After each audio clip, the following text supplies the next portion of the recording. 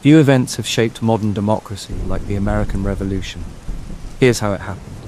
Before the United States existed, there was unrest, rebellion, and a fight for something bigger. Tensions had been building for years. After the 7 Years' War, Britain started taxing its American colonies to pay off debt. Acts like the Stamp Act and Tea Act weren't just economic issues.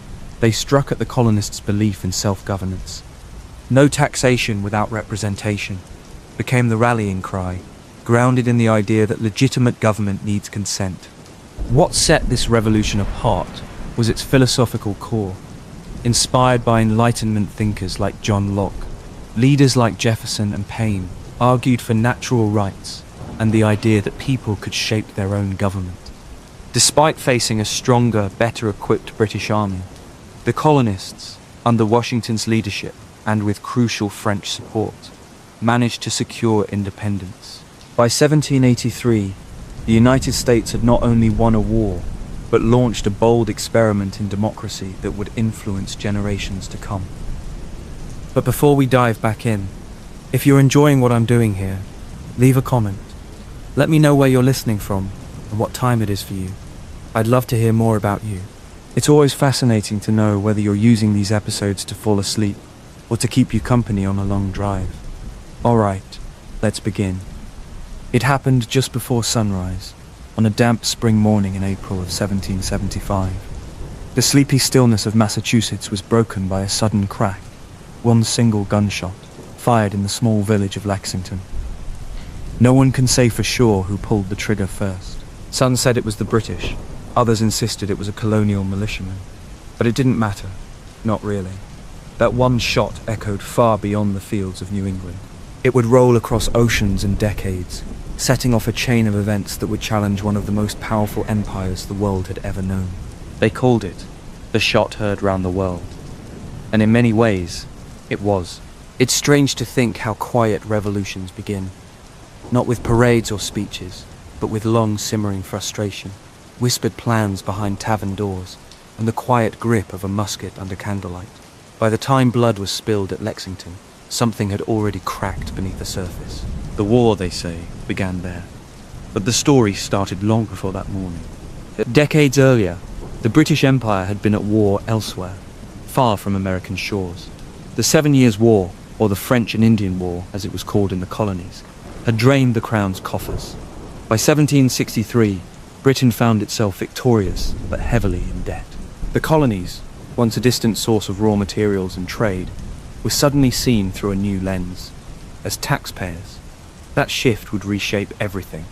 The British Parliament believed it was only fair. After all, the colonists had benefited from the war. The French threat to the West was now gone. Shouldn't the colonies help pay for their own defense? But the colonists didn't see it that way. They hadn't asked for war, nor for the British soldiers who now walked their streets. The first crack came with the Stamp Act of 1765. It was a simple law, on paper. Every printed document in the colonies, newspapers, licenses, even playing cards, now required a special stamp purchased from the Crown. To London, it was logical. To Boston, Philadelphia, and Charleston, it felt like a betrayal. The phrase, "no taxation without representation," wasn't just a slogan, it was a moral stance. These were British subjects, but they had no voice in Parliament. And suddenly, they were expected to pay, not just with money, but with obedience. The backlash was swift. Newspapers cried out, town halls buzzed with protest, and mobs tore down tax offices. In Virginia, Patrick Henry warned the House of Burgesses that Caesar had his Brutus, Charles I his Cromwell, and that George III might profit by their example. The tension was thick enough to taste. Parliament repealed the Stamp Act a year later, but the damage was done. The trust was gone, and in its place, a growing sense of resentment.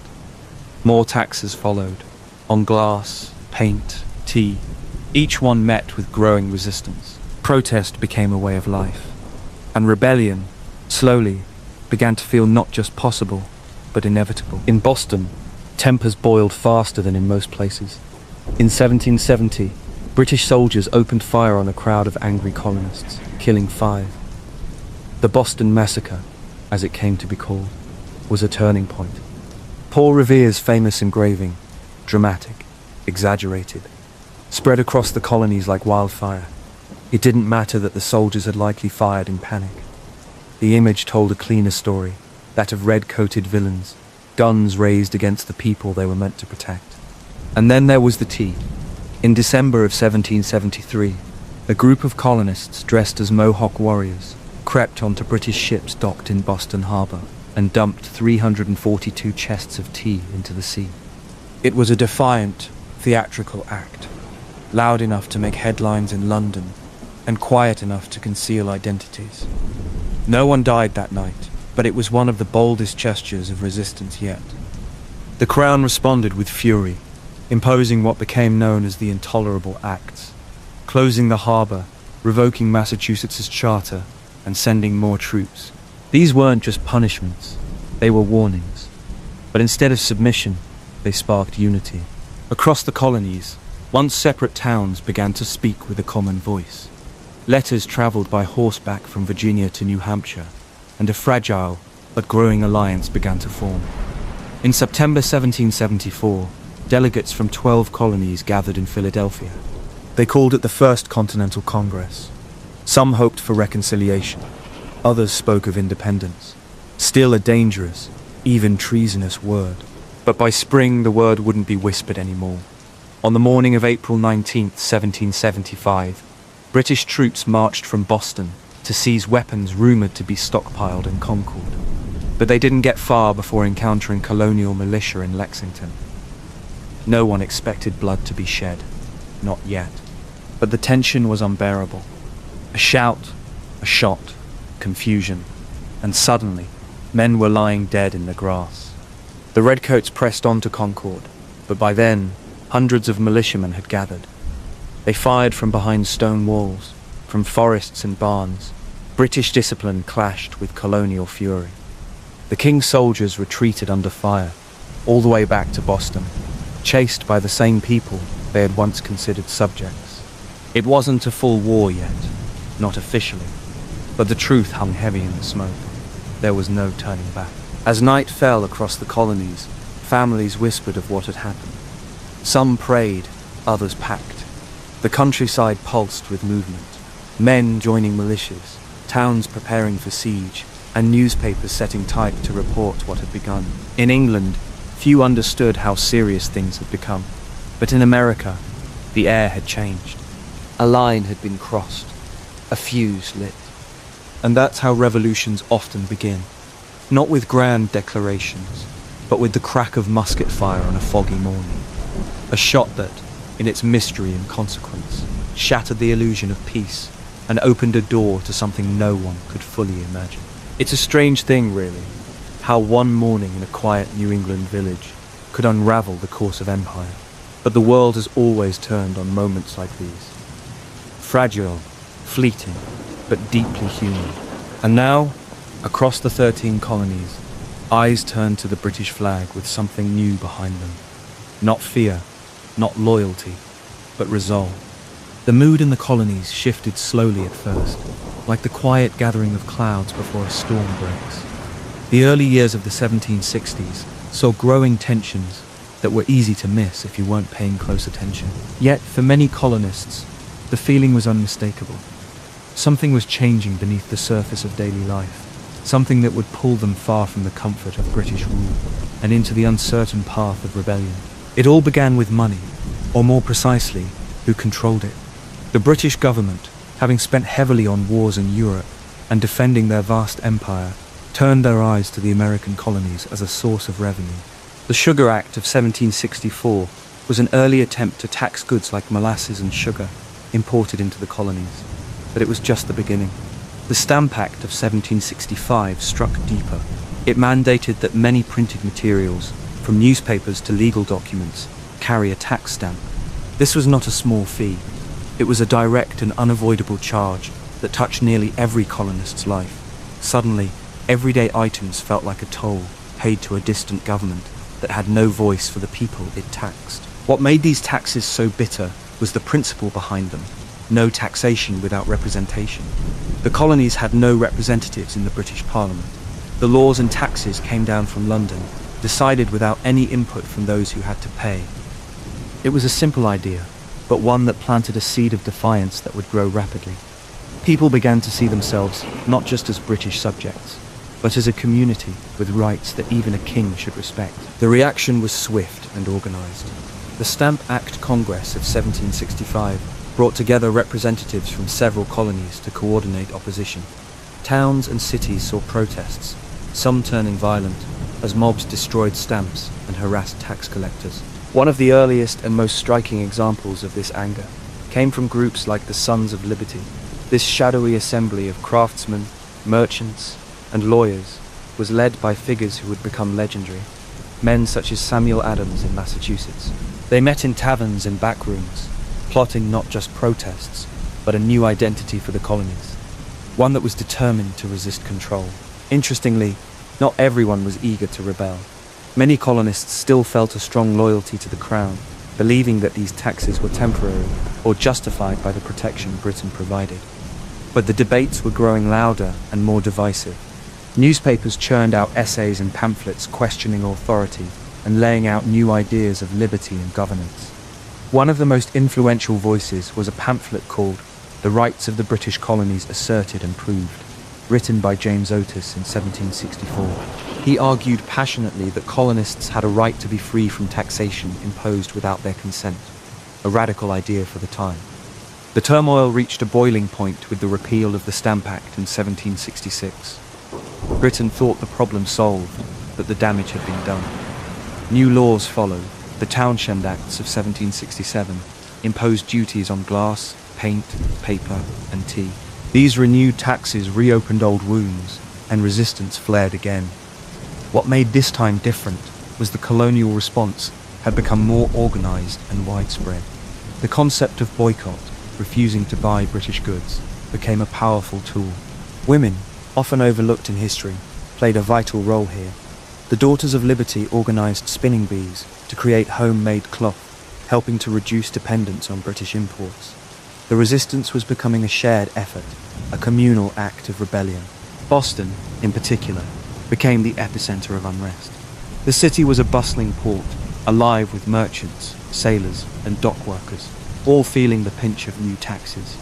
The arrival of British troops in 1768 only added fuel to the fire. Their presence was meant to keep order, but instead brought tension and fear. The soldiers were outsiders, and their behaviour sometimes sparked violent clashes with locals. One such incident, the Boston Massacre of 1770, saw British soldiers fire into a crowd, killing 5 colonists. The event was seized upon by colonial leaders and propagandists as a symbol of British tyranny, spreading anger far beyond Massachusetts. Amid these struggles, the Boston Tea Party stands out as a moment both dramatic and symbolic. In December 1773, a group of men disguised as Mohawk Indians boarded 3 British ships and dumped 342 chests of tea into Boston Harbor. This was not just an act of protest against the Tea Act, which gave the British East India Company a monopoly on tea sales in the colonies, but a statement of defiance. It showed that the colonists were willing to challenge the power of the Crown openly and creatively. The British government responded harshly with the Coercive Acts, called the Intolerable Acts by the colonists. These laws closed Boston Harbor, reduced the powers of self-government in Massachusetts, and allowed British officials accused of crimes to be tried elsewhere. It was a direct assault on the freedoms the colonists had come to expect, and it pushed many who were once neutral or loyal into the revolutionary camp. Throughout this period, several key figures emerged as voices of resistance. John Adams, a lawyer from Massachusetts, used his skills in rhetoric and reason to argue for colonial rights and justice. Patrick Henry, in Virginia, gave fiery speeches that inspired many, famously declaring in 1775, "Give me liberty or give me death." These men, among others, helped shape the ideology that would soon underpin a revolution. It is fascinating to consider how much this movement was built on the power of ideas, on words and principles, rather than just force. The colonists were not merely fighting over money or taxes. They were fighting for a vision of how society should work. This intellectual awakening was influenced by Enlightenment thinkers like John Locke, who argued that governments existed by the consent of the governed, and that people had natural rights to life, liberty, and property. What strikes me personally is how this conflict between empire and colony, between tradition and change, feels so deeply human. It's the story of people trying to find justice and voice under a system that seems deaf to their needs. The tension, the debates, the small acts of courage and rebellion, these paint a picture of a society on the brink of transformation. One might imagine the conversations in colonial homes, around candlelit tables, where families discussed news from afar with a mixture of hope and fear. The slow realization that a new future was possible, one not dictated by a distant monarch, but forged by the people themselves. The seeds of revolution were not sown overnight, but nurtured by years of frustration, protest, and growing unity. In all of this, it is important to remember that the road ahead was uncertain and perilous. The desire for freedom carried with it the weight of risk, loss, and sacrifice. Few knew where the path would lead, but the energy for change was undeniable, spreading from town to town, colony to colony, like a gentle but unstoppable tide. It's a reminder, perhaps, that history is often shaped not by sudden events alone, but by the slow burn of ideas and feelings. The American Revolution began long before muskets were fired. It started with a simple question of fairness, a challenge to authority, and the courage to imagine something different. As night deepens, we can almost hear the murmur of those early meetings, the clatter of stamped papers, the whispered calls for liberty, all moving steadily toward a moment when the colonies would no longer be content to ask politely, but would demand their rights as a new nation. The tension that simmered quietly for months finally began to crackle with undeniable energy. After the First Continental Congress convened in 1774, bringing together representatives from 12 colonies, it became clear that the days of polite protest were nearing an end. This gathering was not just a meeting. It was the birth of collective resistance, an awakening of unity forged from shared frustration and hope. The delegates issued a Declaration of Rights, asserting their loyalty to the Crown, yet demanding the repeal of the intolerable acts, those punitive laws imposed after the Boston Tea Party. It was a delicate balance, trying to stand firm against what they perceived as injustice, without immediately severing ties. But the atmosphere was thick with a new kind of urgency, one that no calm letter or petition could soothe. Militia groups made up of ordinary farmers, tradesmen, and townsfolk began training in secret. They weren't professional soldiers, but they were fiercely committed, ready to defend their homes and liberties. These militias, often called Minutemen, prided themselves on being ready to assemble at a minute's notice. The very phrase captures a sense of readiness, a heartbeat quickening with anticipation. One evening in April 1775, whispers filled the air across towns and villages near Boston. The British regulars planned a march to Concord, aiming to seize a stockpile of weapons hidden by the colonial militias. The colonists knew they had to act. The night's silence was punctuated by urgent riders, weaving through the dark with news blazing ahead. Paul Revere, William Dawes, and Samuel Prescott, names now etched into legend, sped along on horseback, their calls echoing through the empty streets. The British are coming! Imagine the quiet dawn breaking, with dew still clinging to the grass and the air cool but alive with tension. At Lexington Green, the confrontation unfolded. Around 70 colonial militiamen stood facing the British troops. Accounts tell us no one knows who fired the very first shot, the shot heard round the world, but its impact was immediate. The peace shattered, the war began. The British fired volleys, and the colonists scattered, some wounded, some fallen. Yet the rebels regrouped and engaged the soldiers again at Concord's North Bridge. There, they drove the British back in a volley of determined musket fire. It was a small victory, but a significant one. The retreat of British forces back to Boston turned into a harrowing journey. Ambushed by hundreds of militiamen firing from behind trees and stone walls, the troops faced a relentless, invisible enemy. It was the first taste of a new kind of warfare, irregular, passionate, personal. The British had underestimated the colony's resolve and the power of their own citizens willing to rise in defense. Reflecting on this, one can sense the mixture of fear, excitement, and disbelief among both sides. For the colonists, it was a moment of awakening, the realization that their grievances could no longer be voiced in calm diplomacy. For the British, it was a shock that the rebellion had taken a violent, irreversible turn. One soldier wrote in his journal about the chaos and confusion, describing the Americans as invisible ghosts, striking swiftly and melting away. But what led these people, once loyal subjects, to pick up arms against their king? The story reaches far beyond taxes or laws. It was about identity, about a growing belief that their rights as Englishmen were being trampled, that distant lawmakers had forgotten the people they governed. The Stamp Act of 1765, which imposed direct taxes on printed materials, was seen not just as unfair, but as a breach of the sacred principle that no taxation should occur without representation. Then the Townshend Acts in 1767 deepened the divide, taxing everyday items like glass, paint, and tea, igniting protests and boycotts. Tea, a simple yet symbolic commodity, became a lightning rod for colonial defiance. The Boston Tea Party in December 1773 was more than a dramatic act of protest. It was a statement that the colonists would not be mere subjects, passively accepting laws passed thousands of miles away. Disguised as Native Americans, men boarded British ships and dumped their precious cargo into Boston Harbor, turning tea into a powerful symbol of resistance. The British response was swift and harsh, introducing the coercive acts, known in the colonies as the Intolerable Acts. These laws closed Boston Harbor, dissolved the Massachusetts government, and allowed British officials accused of crimes to be tried in England. The aim was to isolate and punish Massachusetts, but instead it united the colonies in outrage.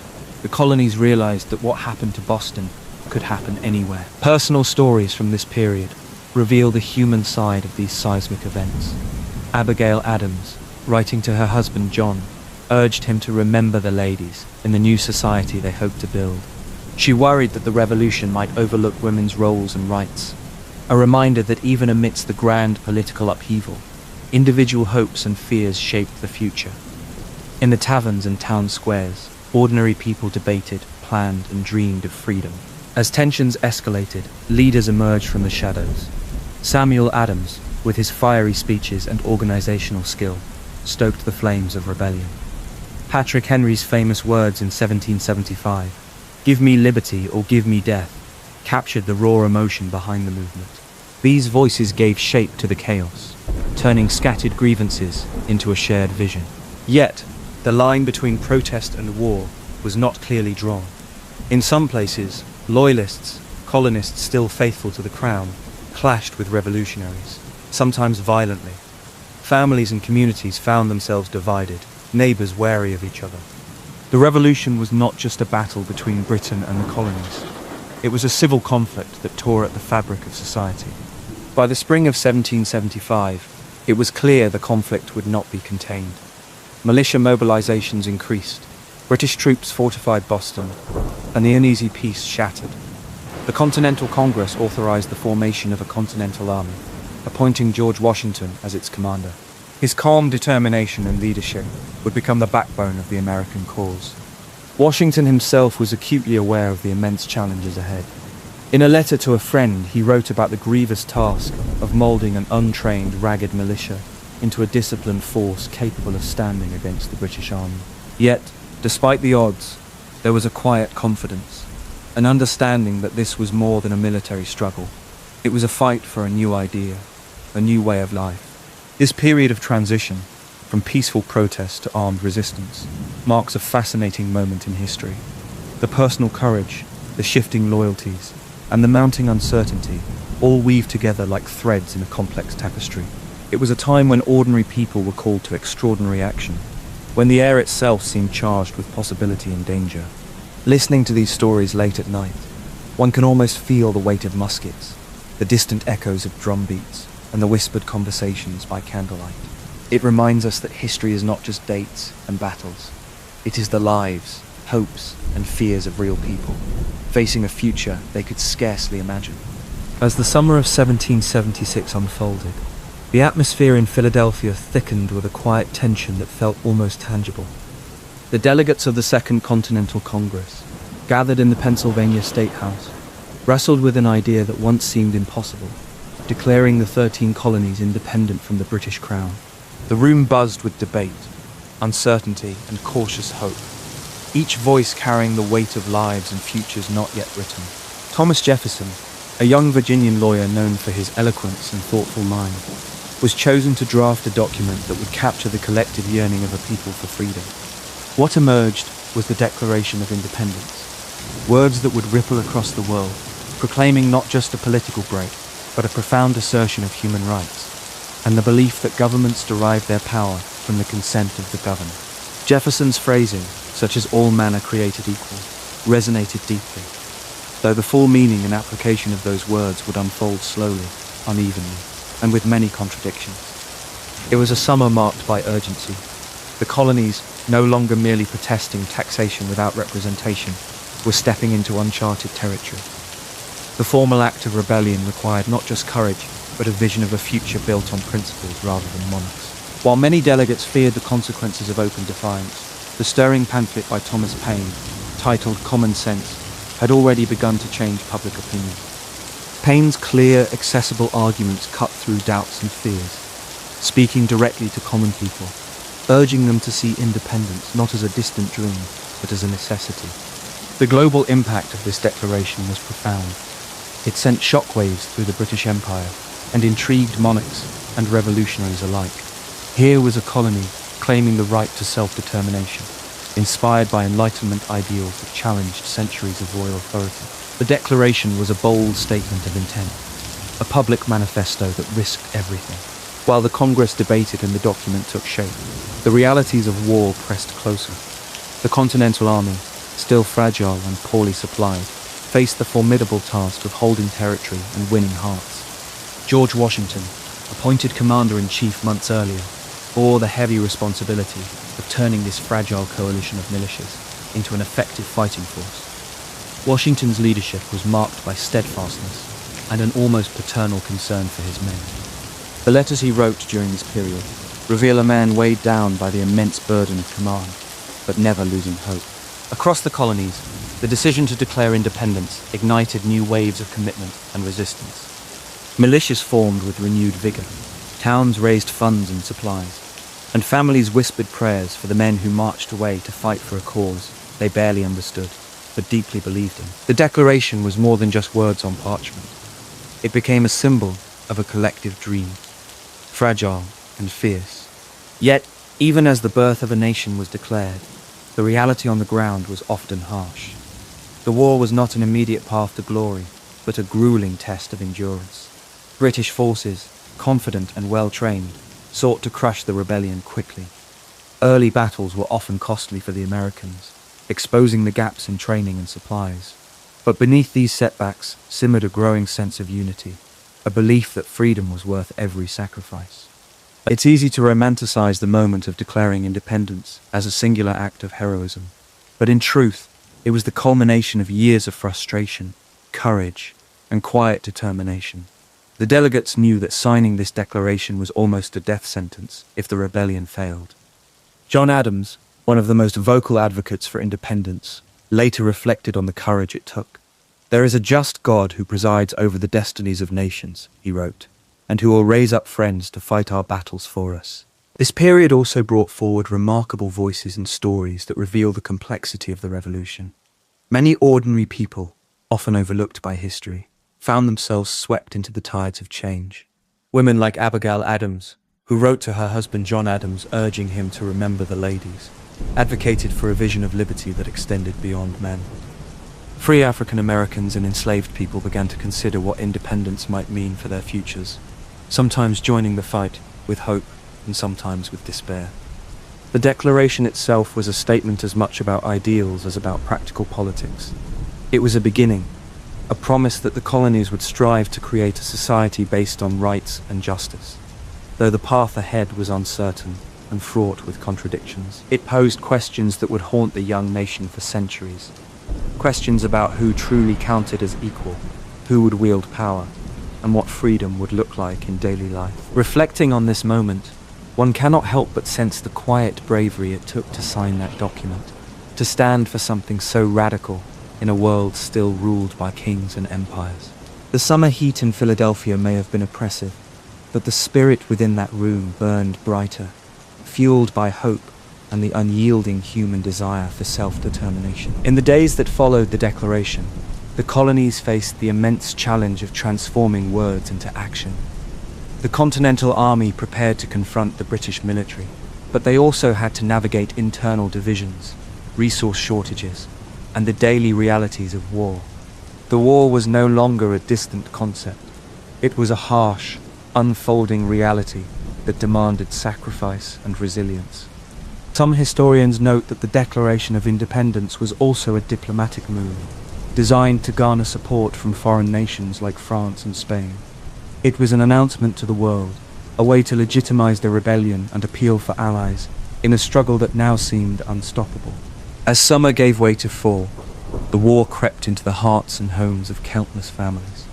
The ideals proclaimed in Philadelphia began to echo across battlefields, taverns and farms, shaping a new identity. Though the Declaration was debated and revised over several tense days, it was on July 4th, 1776, that the Continental Congress formally adopted the final version. The date would later become a symbol of independence, but at the time, it passed with little ceremony. No parades or fireworks, just a quiet but momentous vote in a warm room.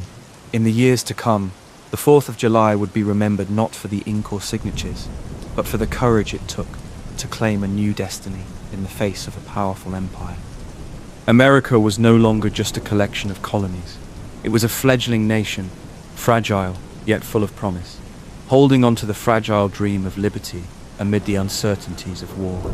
The early months of the war weighed heavily on George Washington and the fledgling Continental Army. As 1776 gave way to 1777, the hope that swift victories might secure independence began to fade beneath the relentless march of hardship. The British Army, better equipped and trained, had pushed the Americans out of New York City after a series of crushing defeats. The ragtag troops, many poorly clothed and poorly fed, struggled to maintain morale in the face of such overwhelming odds. One of the most defining chapters of this dark period was the brutal winter at Valley Forge. From December 1777 to June 1778, the Continental Army huddled through bitter cold and scarcity on the outskirts of Philadelphia. It is often remembered as a symbol of endurance, a crucible in which the American spirit was tested and tempered. Yet the reality was far grimmer than simple heroic narratives suggest. Frostbite, disease and starvation stalked the encampment like unseen spectres. Nearly 2,500 soldiers died that winter, more from hunger and illness than battle wounds. Washington's leadership was both a beacon and a burden. He spent long days and sleepless nights coordinating supplies, encouraging his men, and seeking support from the Continental Congress. His resolve never wavered, but he was painfully aware of the fragility of the cause. In letters to friends and allies, Washington expressed a mixture of frustration and hope. He wrote, "The hardships we endure now will be the foundation of a free nation." That quiet determination helped hold the army together when it might have otherwise dissolved into despair. Amidst the suffering, a transformation was underway. The arrival of Baron Friedrich von Steuben, a Prussian military officer, proved pivotal. Von Steuben brought much-needed discipline and training, teaching the troops European-style drills and camp hygiene. His efforts reshaped the army into a more effective fighting force. What began as a collection of farmers and tradesmen slowly evolved into a professional military, capable of standing toe-to-toe with the British. Washington also recognized the need for unconventional strategies. Conventional European-style battles favored the British, whose numbers and firepower dwarfed the Americans. So, guerrilla tactics became vital. Small bands of militiamen used their intimate knowledge of the land to ambush supply lines, disrupt communications, and harass enemy patrols. The war was as much about endurance and attrition as it was about grand battles. This flexible, adaptive approach helped keep the revolutionary cause alive when traditional tactics failed. One can almost imagine the quiet desperation mingled with stubborn hope around campfires in the wilderness. Soldiers trading stories of home, dreams of freedom, and the weight of sacrifice. They knew the road ahead was long and uncertain, but every weary footstep marked a step towards something new, something unknown. The American people themselves played an indispensable role in this period of darkness. Civilians, often overlooked in grand histories of battle, provided crucial support. Women managed farms and businesses, cared for the wounded, and even participated directly in the conflict by disguising themselves as men to fight. The famous story of Molly Pitcher, who brought water to thirsty soldiers and took her husband's place at a cannon during the Battle of Monmouth, exemplifies this quiet courage. African Americans also found themselves caught in the shifting tides of war. While many were promised freedom in exchange for fighting, the reality was complex and uneven. Some joined the Continental Army, others fought for the British, who offered emancipation to slaves willing to take up arms. These choices highlighted the paradox at the heart of the Revolution, a fight for liberty, shadowed by the persistence of slavery. The social fabric of the colonies was stretched and strained in these years. Loyalties divided families and communities. The so-called Loyalists, or Tories, remained faithful to the crown, often facing persecution and exile. The Patriots, on the other hand, were forging a new identity based on ideas of self-governance and natural rights. This internal struggle created a kind of civil war within the broader conflict, adding layers of complexity to the narrative. In conversations recorded decades later, descendants of soldiers and civilians recalled the fear and uncertainty of those times with a kind of reverent quiet. One family memoir spoke of a mother who hid her son's musket in the attic, terrified of British patrols but proud of his commitment. Such personal stories remind us that history is not only the domain of generals and politicians, but of ordinary people whose small acts of bravery shaped the course of nations. By mid-1778, signs of resilience began to emerge more clearly. The army's survival through Valley Forge became a testament to endurance and unity. Though far from victory, the Revolution had passed one of its greatest trials. Washington's ability to inspire loyalty and his willingness to adapt tactics underscored the uniquely American blend of determination and pragmatism. In reflecting on these struggles, I find it striking how much the success of the Revolution hinged on human qualities rarely captured in textbooks. The steady hope in the face of despair, the quiet acts of kindness amid chaos, the stubborn refusal to give in. These are the threads that weave through the fabric of history, often hidden beneath the grand dates and battles, but essential all the same. It's tempting to imagine the harsh winter at Valley Forge simply as a backdrop for heroic endurance, but it was also a moment of profound transformation. The army that emerged was not just better trained, it was bound together by shared sacrifice, a collective resolve that whispered promises of freedom and self-determination. In many ways, this period forged the character of the new nation as much as any battlefield victory. Listening to the voices of those who lived through it, we can sense both their exhaustion and their fierce commitment. One soldier wrote, "We have suffered much, yet our hearts remain unbroken." That balance of vulnerability and strength seems to capture the spirit of the American Revolution itself. These darker days, difficult as they were, remind us that history is rarely a straightforward march to victory. It is a winding path shaped by struggle, endurance, and the small, persistent sparks of hope. As we continue to explore this story, it becomes clear how those sparks would soon catch fire in unexpected ways, altering the course of history and the fate of a continent. The victory at Saratoga in 1777 was more than just a battlefield triumph. It was a pivotal moment that transformed the American Revolution from a desperate colonial uprising into a war of global consequence. Before this, the Continental Army had been struggling. Scarce supplies, wavering morale, and a powerful British military seemingly invincible.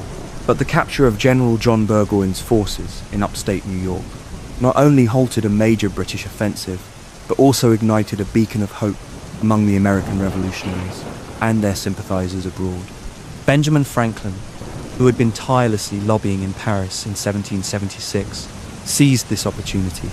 His charm, wit, and deep understanding of European politics opened doors that had previously been closed. It wasn't merely about seeking aid. Franklin understood that America's cause had to be framed within the larger rivalries of European powers. France, still nursing wounds from its loss to Britain in the 7 Years' War less than 2 decades prior, saw the American rebellion as a chance to weaken its old enemy. By early 1778, this delicate dance of diplomacy bore fruit. The Treaty of Alliance was signed, binding France and the American colonies in a military partnership. France promised soldiers, a powerful navy, and vital supplies that the fledgling Continental Army so desperately needed. The arrival of French ships in American harbors was more than military support. It was a psychological boost. Suddenly, the revolution felt less like a doomed gamble and more like a legitimate global struggle for independence. Yet, the infusion of foreign aid brought new challenges. The logistics of coordinating armies across an ocean were formidable. Language barriers, cultural differences, and clashing command styles tested the patience of both sides. Marquis de Lafayette, a young French nobleman inspired by the ideals of liberty, became a trusted bridge between the Americans and their French allies. His enthusiasm was infectious, and his presence symbolized the transatlantic nature of the fight for freedom. The French Navy's role cannot be overstated. Control of the seas was essential to both supply lines and military strategy. British naval dominance had long been assumed, but now French fleets challenged this supremacy. Their presence forced the British to divert resources and reconsider their strategies. Naval battles, often overlooked in popular recountings, were vital in shaping the war's outcome. Money, too, flowed with the French alliance. The Continental Congress, chronically short of funds, welcomed French loans and grants that helped pay soldiers and buy arms. This financial lifeline allowed the revolutionaries to sustain their fight during some of the darkest days. However, the reliance on foreign aid came with the weight of expectation. France wanted to see tangible results, and American leaders felt the pressure to prove that their cause was worthy. The impact of the French alliance rippled beyond just France. Spain, motivated by its own conflicts with Britain, and the Dutch Republic, wary of British power, also lent support, turning what began as a colonial rebellion into a complex global war. Battles were fought not only on American soil but in the Caribbean, Europe, and even India. This broader scope stretched British resources thin and altered the strategic landscape entirely. Amid these grand movements, the daily realities of war continued to unfold. The Continental Army, newly bolstered but still facing shortages, relied heavily on guerrilla tactics and local militia support. The French troops brought experience and discipline, but the revolutionaries' intimate knowledge of the land and fierce resolve were equally crucial. This mix of formal military alliance and irregular warfare kept the British off balance. Personal letters from soldiers and commanders of the time reveal a mixture of hope and exhaustion. One French officer wrote home in 1778, "The Americans fight not only with muskets but with the fire of their hearts, and that flame is difficult to extinguish." Washington, who had often expressed frustration at the army's lack of supplies and training, found renewed strength in the presence of French allies. His correspondence shows a cautious optimism, tempered by the grim realities that remained. The alliance also inspired a cultural exchange. French ideas about liberty and governance mingled with American revolutionary ideals, influencing the emerging nation's identity. Yet, this was no perfect partnership. Differences in priorities and misunderstandings surfaced. France was wary of committing too deeply, mindful of its own fragile finances and political situation. For the Americans, dependence on a foreign power was a complicated necessity, stirring debates about sovereignty and future relations. While the alliance was a turning point, the road ahead was far from smooth. The British were determined to regain control and struck back fiercely, especially in the southern colonies. But the arrival of French troops in naval power made British victories more costly and less decisive. The revolution had truly become a global contest, and the balance was shifting. It's fascinating to think about how this partnership, born of pragmatism and shared enemies, ultimately shaped the birth of the United States. Without French support, the revolution might have faltered or taken a very different course. The intertwined fates of these nations remind us that history is rarely the story of a single people or event, but a tapestry woven from many threads. Reflecting on this, I often wonder how different things might have been if the French had hesitated, or if Burgoyne's campaign had succeeded. Would the dream of independence have survived, or would it have been crushed beneath the weight of a global empire? These are the quiet what-ifs that linger, like soft echoes in the night, urging us to listen more closely to the subtleties beneath the thunder of cannon fire. The French alliance transformed the revolution from isolated rebellion into an international movement, underscoring that freedom, once kindled, can inspire far beyond its origin.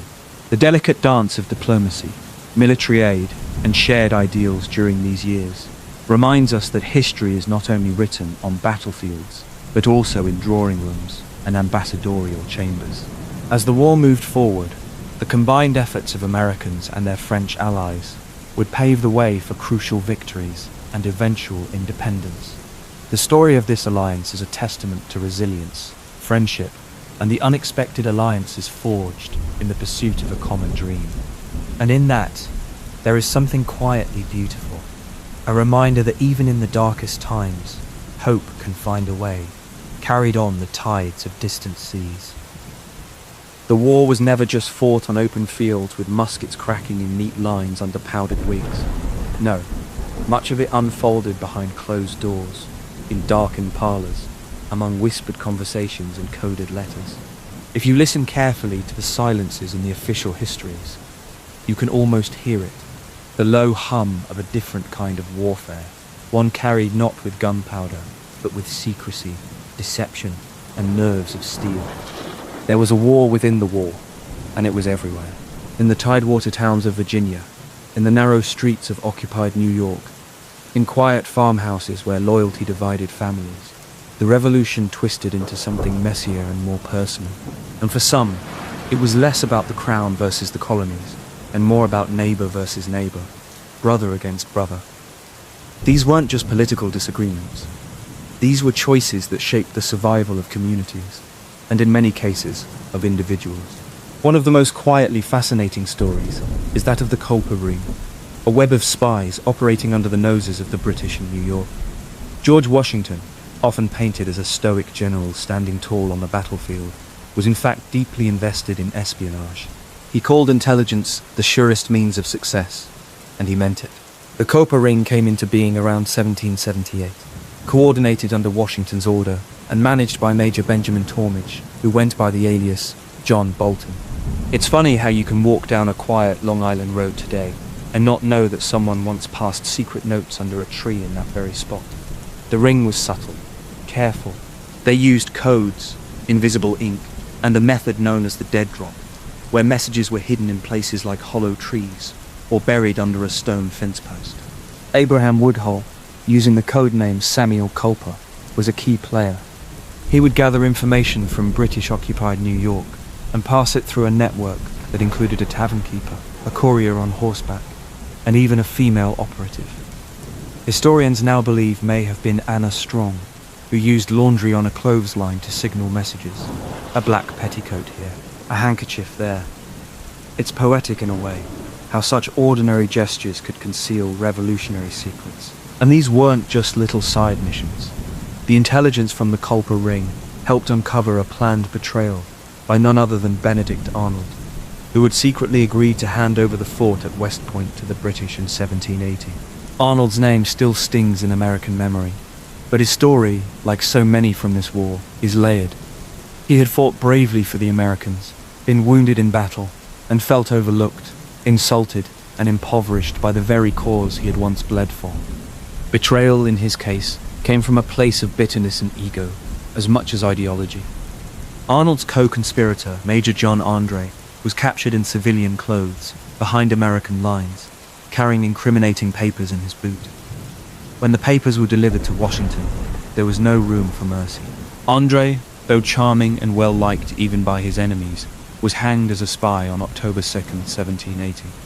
His fate became a kind of ghost story told in both camps, a reminder that not all deaths in this war came from a musket ball.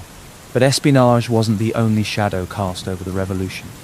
Across the 13 colonies, communities were often bitterly divided between patriots and loyalists. This wasn't a clean split. In towns and cities, on farms and plantations, loyalties crossed bloodlines. Brothers fought on opposite sides. Ministers preached revolution while their congregants whispered prayers for the king. Some families changed allegiances more than once, just to survive. One chilling example comes from the Carolinas, where the war took on the flavor of a civil conflict. Loyalist militias clashed with patriot forces in brutal skirmishes, often without the formalities of surrender or mercy. At the Battle of King's Mountain in 1780, patriot militia surrounded and overwhelmed the Loyalist force, most of them American-born colonists themselves. The fighting was savage and personal, with the patriots refusing to give quarter, a stark contrast to the often romanticized image of noble 18th century warfare. And then there were the many who weren't given much of a choice at all.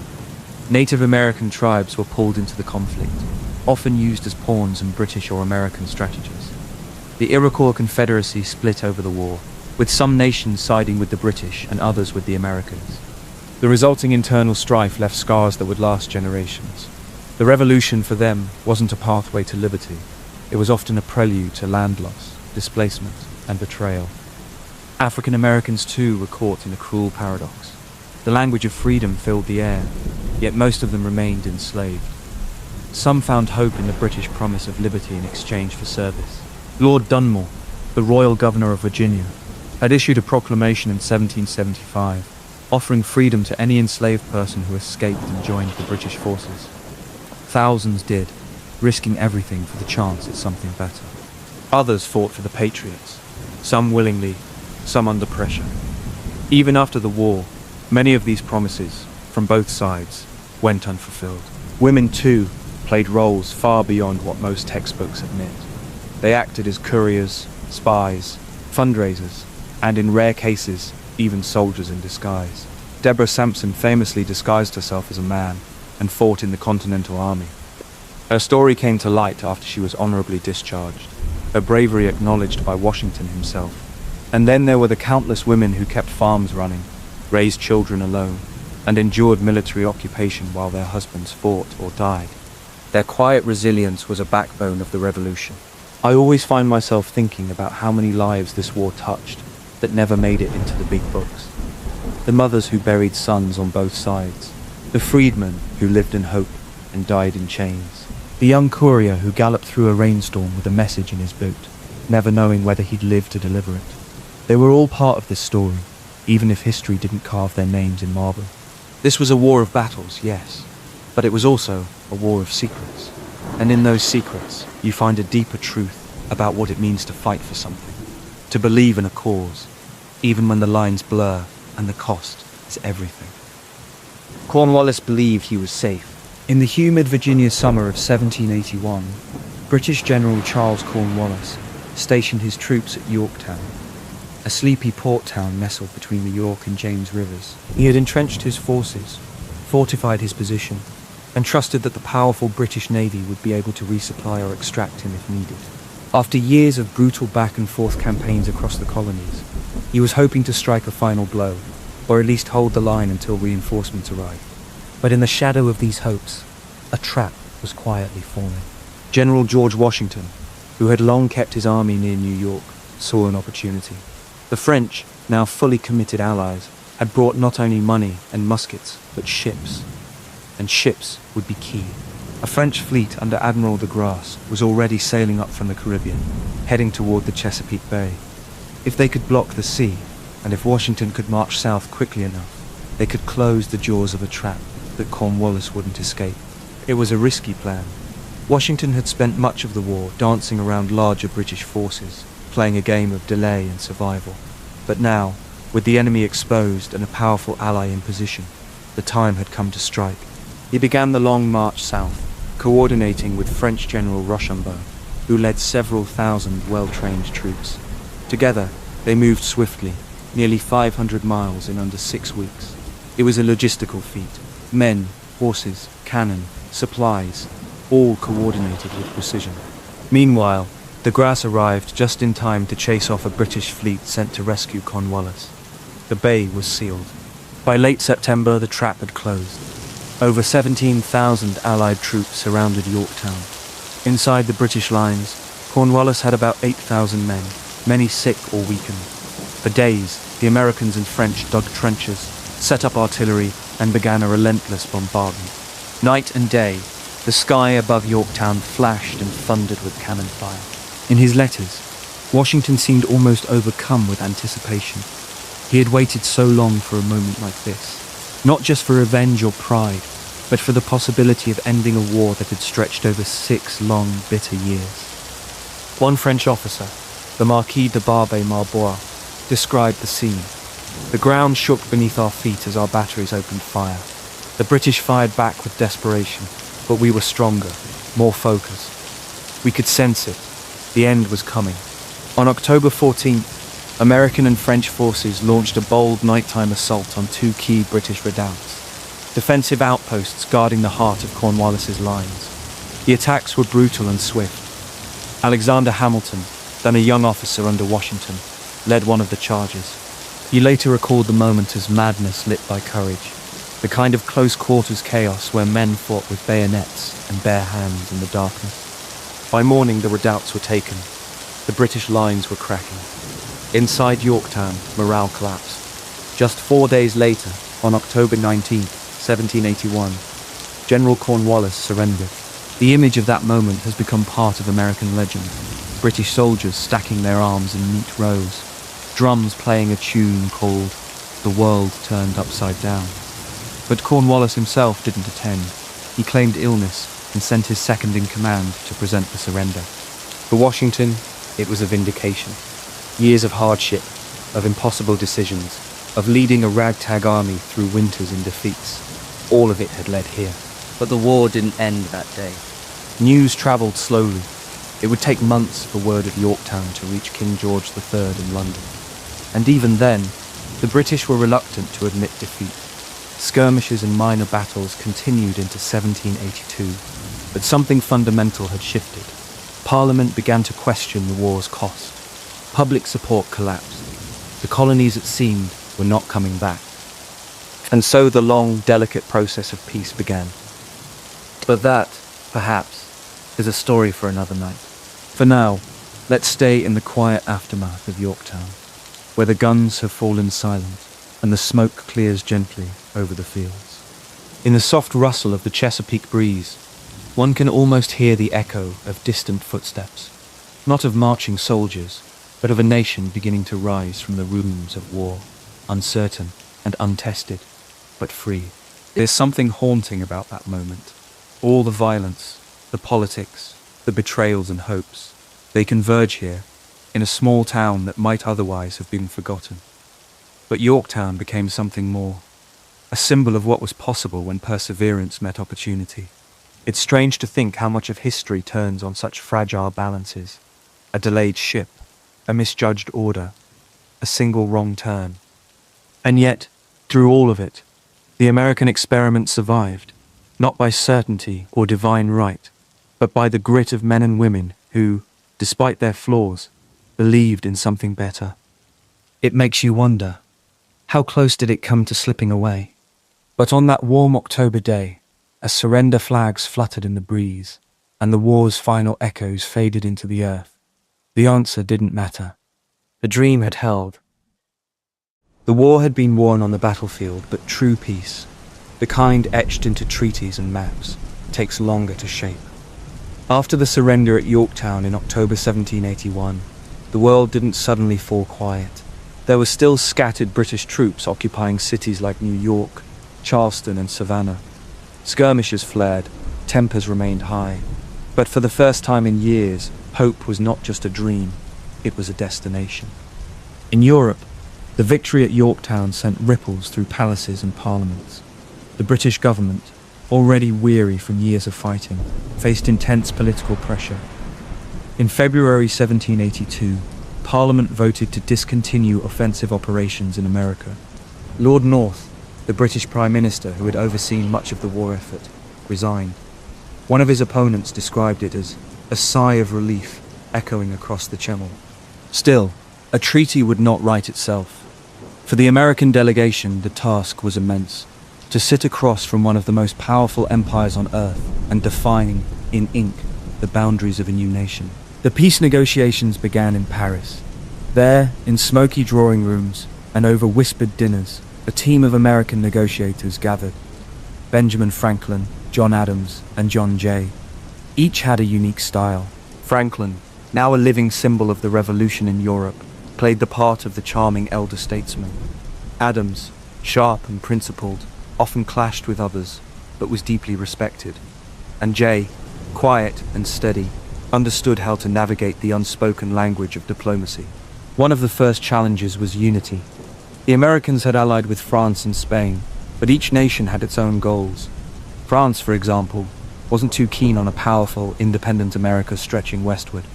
Spain wanted control of Gibraltar and had designs on American territory. The Americans realized they couldn't simply follow their allies' lead. They had to represent their own interests, directly. Against instructions from the Continental Congress to consult with France on every decision, they began to negotiate independently with Britain. It was a controversial move, but as John Jay later wrote, we must act not as colonies, but as equals. The negotiations dragged on through 1782.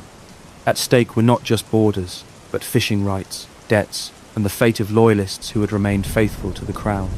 The Americans demanded recognition of their independence, not just in name, but in full sovereignty. They pushed for expansive boundaries, reaching west to the Mississippi River. The British, surprisingly, agreed. They were more concerned with checking French influence than punishing their former colonies. On September 3, 1783, the Treaty of Paris was signed. It remains one of the most quietly powerful documents in modern history.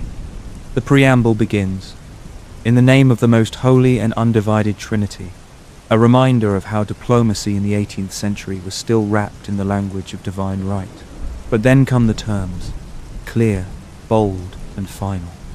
Great Britain acknowledged the United States as free, sovereign, and independent. Boundaries were set.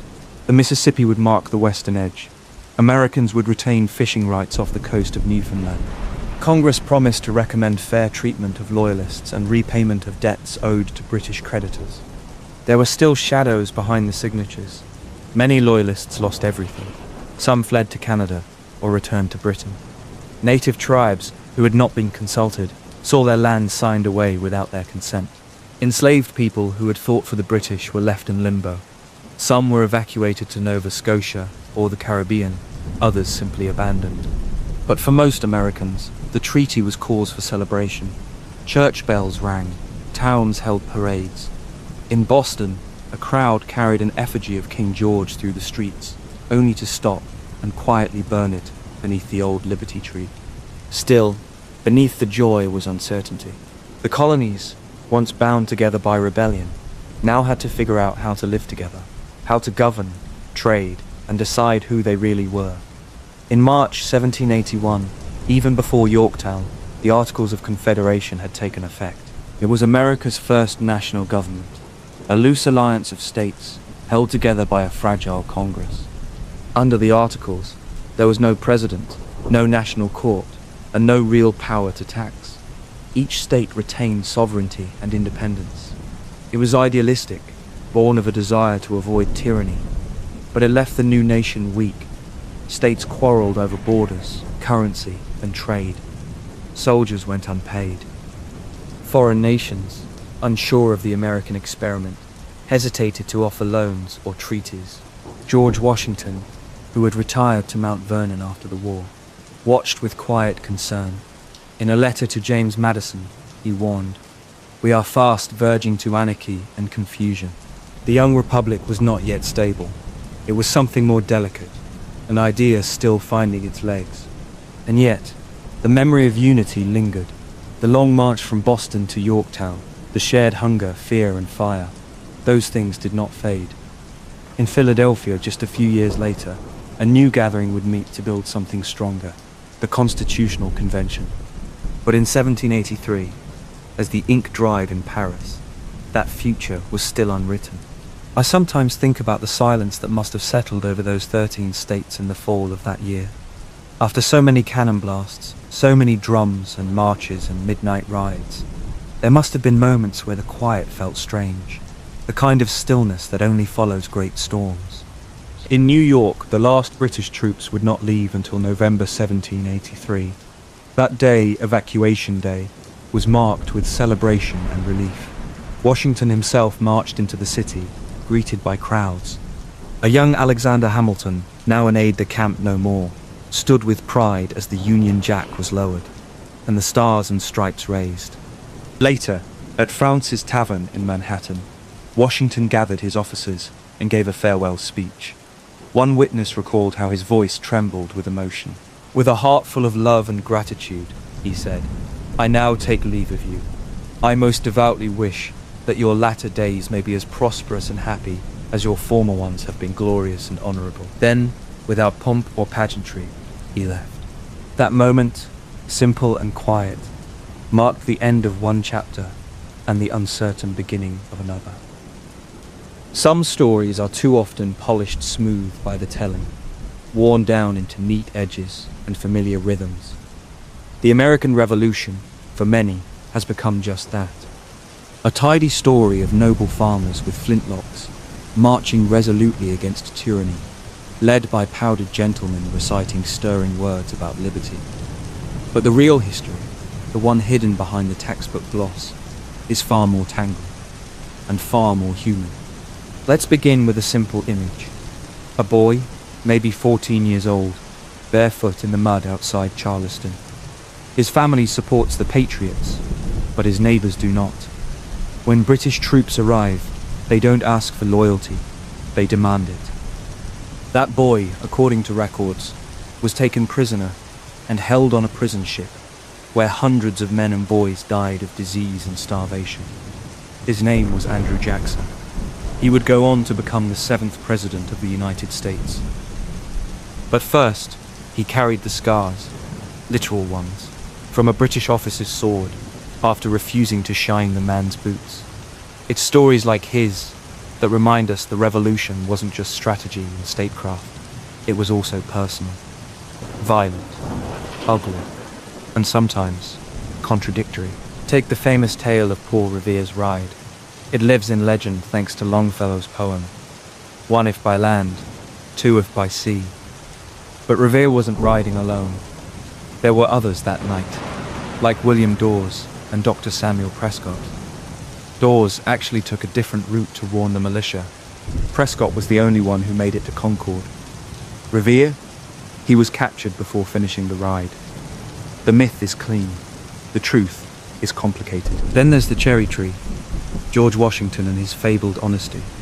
"I cannot tell a lie," he supposedly said. But that story was invented by a biographer named Mason Locke Weems, writing years after Washington's death, trying to shape the man into a kind of moral statue. The real Washington was certainly admirable, but also a deeply pragmatic general who could be ruthless when he had to be. He ordered spies hanged, allowed for the flogging of deserters, and, yes, enslaved more than 100 people at Mount Vernon. That's a truth we must sit with. The man who helped birth a nation of liberty held others in chains. And this brings us to one of the most painful paradoxes of the Revolution, the role of slavery. At the very moment men were penning phrases like, "All men are created equal," they were doing so while owning human beings. Thomas Jefferson, the principal author of the Declaration of Independence, enslaved over 600 people in his lifetime. Even as he wrote eloquently against tyranny, he profited from it. One of the people he enslaved was Sally Hemings, a woman who bore him several children. Their relationship, if we can call it that, given the power imbalance, is a haunting reminder that America's birth was not clean. And yet, many African Americans fought in the Revolution, on both sides. Some, like Peter Salem, fought for the Patriots. Others joined the British, lured by promises of freedom. In 1775, Lord Dunmore, the royal governor of Virginia, offered emancipation to any enslaved man who would fight for the crown. Thousands took him up on it. These black loyalists, as they came to be known, were eventually evacuated by the British at the war's end. Some resettled in Canada, others in Sierra Leone. Their names rarely appear in school books, but their lives were no less revolutionary. We also forget how internally divided the colonies were. The war wasn't just between redcoats and rebels, it was a civil war too. 1/3 of the colonists supported independence, another third remained loyal to the British Crown, the rest undecided or just trying to survive. Families were torn apart, neighbours spied on one another, Towns erupted in violence not from invading armies, but from their own people. In New Jersey, a loyalist named Richard Stockton was dragged from his bed, jailed, and had his estate destroyed by Patriot forces. He was one of many. And let's not overlook the silent figures in the background, the women who managed farms, nursed soldiers, and smuggled messages sewn into the hems of skirts. Women like Deborah Sampson, who disguised herself as a man to fight in the Continental Army. Or Phyllis Wheatley, the first published African-American poet, who wrote to George Washington and praised the cause of liberty, even though she remained enslaved herself. Her voice, soft but clear, echoes through the fog of that era. Even Native American tribes were pulled into the fray. Some allied with the British, hoping to halt westward expansion. Others tried to remain neutral, only to be drawn into the violence anyway. The Naida sided with the Americans, while the Mohawk joined the British. By the end, most native peoples were worse off, regardless of whom they supported. Their lands would be carved up in the new republic without apology. And through it all, myths blossomed. Not out of deception, but out of yearning. A desire to make sense of chaos, to find heroes in the confusion, to teach children that history has meaning. But it's worth remembering that legends are not always lies. They're just simplified truths. The real stories, the ones passed quietly between generations, are messier and far more revealing. There's a letter written by a Continental soldier named Joseph Plum Martin, describing a night march during the war. He said, "We were hungry, dirty, and cold, but we had hope." That's what so much of the revolution was, at its core. Hope. Hope not only for freedom, but for something better. Something still not yet fully realized. So as we close this journey together, from the cobbled streets of Boston to the muddy trenches of Yorktown, from whispered codes between spies to the flickering candlelight over parchment in Philadelphia, we remember that history is not just what happened. It's how we remember it, who we choose to honor, and what stories we choose to tell ourselves as we lie in the quiet, wondering where we came from and where we're going. Thank you for staying with me through this long and winding path.